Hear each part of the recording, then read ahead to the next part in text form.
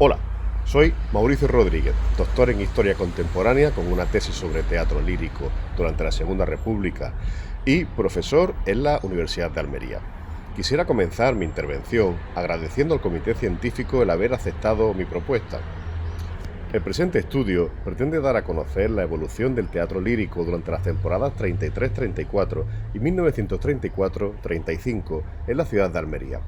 Se utiliza como base la prensa diaria y se completan las lagunas que el medio tiene con los documentos históricos conservados en el Archivo Histórico Provincial de la ciudad. Este trabajo de investigación pretende arrojar luz sobre un tema no estudiado hasta el momento, salvo en mi tesis, como es el estado del teatro lírico en la ciudad de Almería durante la Segunda República. Y dado que es un sexenio y es un tema muy amplio, lo voy a centrar en el segundo bienio republicano.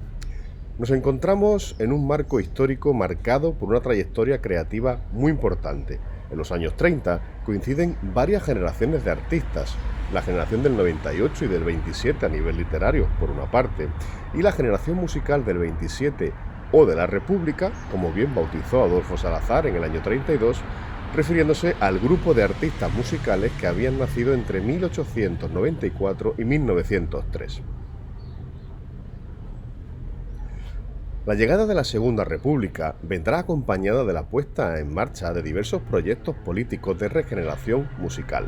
Fueron varios los decretos que se sucedieron en los primeros meses de vida del nuevo gobierno, siempre con la intención de elevar la actividad musical hasta el nivel de ser una preocupación de Estado.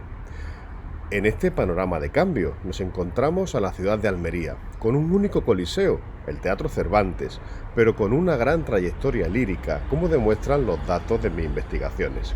Por ejemplo, durante la última temporada de la Restauración se pusieron en escena 53 zarzuelas y fueron hasta 15 las compañías líricas que visitaron la ciudad. Sin embargo, con la llegada de la Segunda República, en el primer bienio republicano, las cifras llegaron a duplicarse, como se puede apreciar en la figura número 1.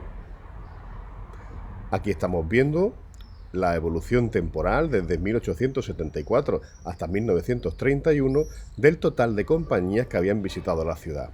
Se aprecia, en las dos últimas partes de la gráfica, que con la llegada de la República se duplica, incluso se supera la cifra de compañías anteriores.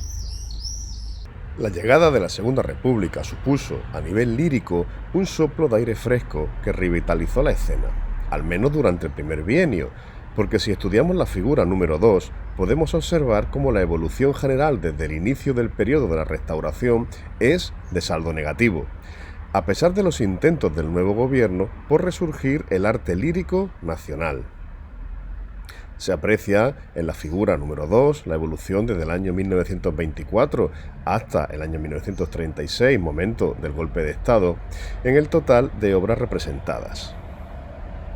Si nos centramos en la temporada lírica 33-34, vemos que no empezó a tiempo, como había sido habitual hasta este momento.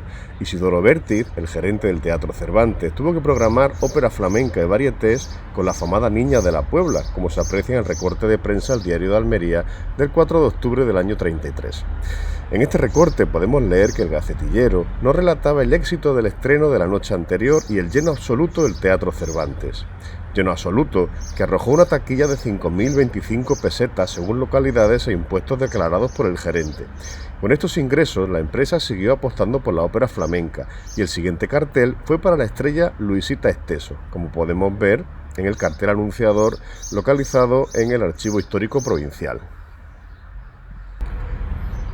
En Almería, hubo que esperar hasta el 8 de noviembre para ver el debut de la ya conocida Compañía de Zarzuelas de Jesús Navarro, que había visitado la ciudad en todas las temporadas anteriores desde que llegó a la República. Esta compañía, con un repertorio no habitual de ópera y opereta, colgó el cartel de completo todas las noches. Podemos ver en la tabla número 1 el repertorio que se puso en escena.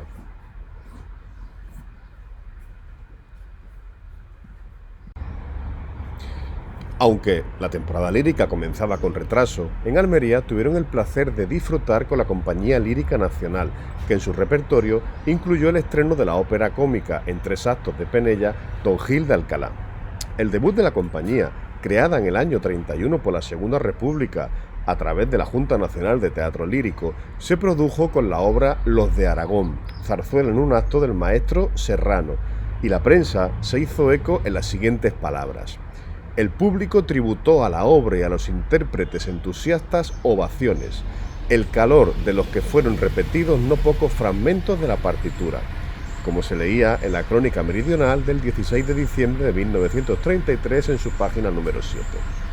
En esta tabla les he recogido el total de las obras líricas puestas en escena que fueron programadas por el Teatro Lírico Nacional.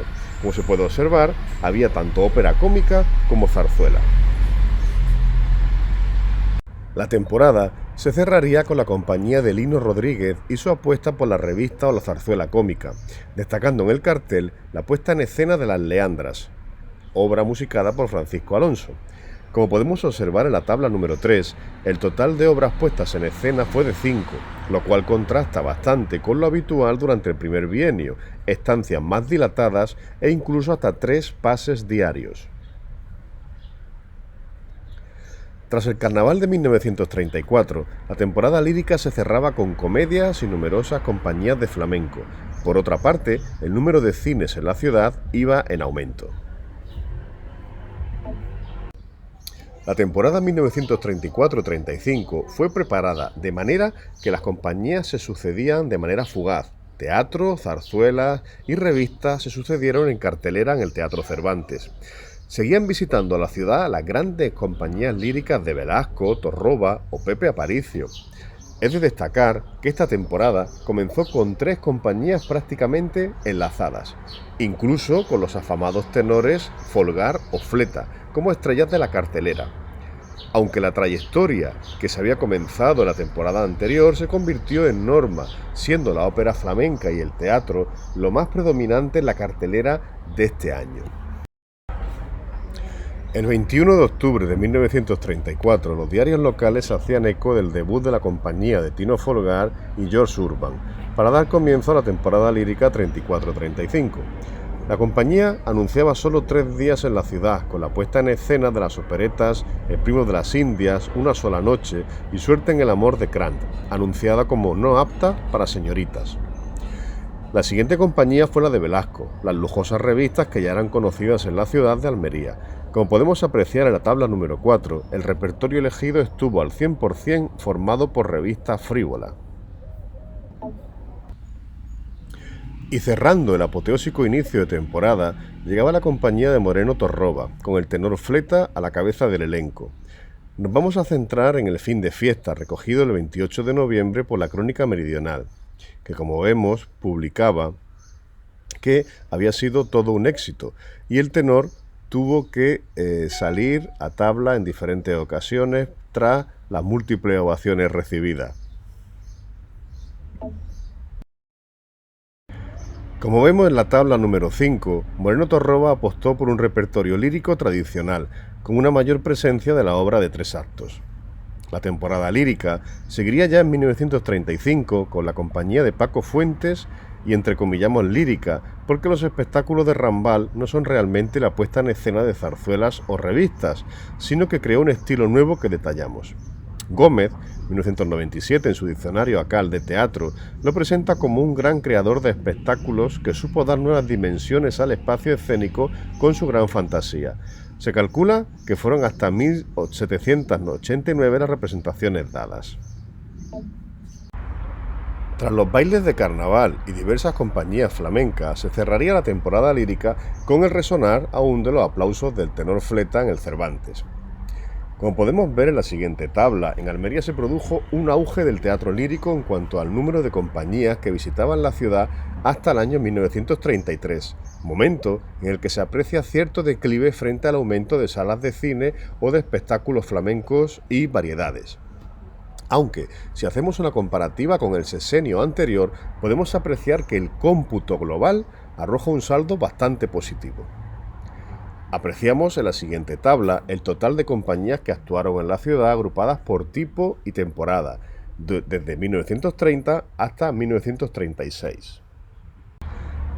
Se puede resaltar que la temporada lírica 32-33 fue la más importante del periodo, con la actuación de hasta 6 compañías, destacando la de Moreno Torroba, que representó hasta en 2 ocasiones en el Teatro Cervantes, noviembre del 32 y enero del 33. El público almeriense tuvo acceso a las mismas compañías y carteleras que ciudades vecinas como Murcia o Granada, con el hándicap importante de encontrarse con unos precios prohibitivos. Esta cuestión, que limitó el acceso de las clases más pudientes a los espectáculos líricos, se relaciona directamente con el auge de las salas de cine. Por ejemplo, en Almería se podía ver a Chaplin en Luces de la Ciudad con música de Pepe Padilla por 0,30 pesetas, precios más populares y en consonancia que los del Teatro Romea de Murcia. Para concluir, se muestra una comparativa por temporadas entre lírico, flamenco, variedades o teatro. Se aprecia que el teatro fue en aumento desde la temporada 33-34 y aunque las compañías líricas en global superan al resto, es evidente que existió un punto de inflexión desde dicha temporada. Muchas gracias por su atención y quedo atento a sus comentarios durante el Congreso.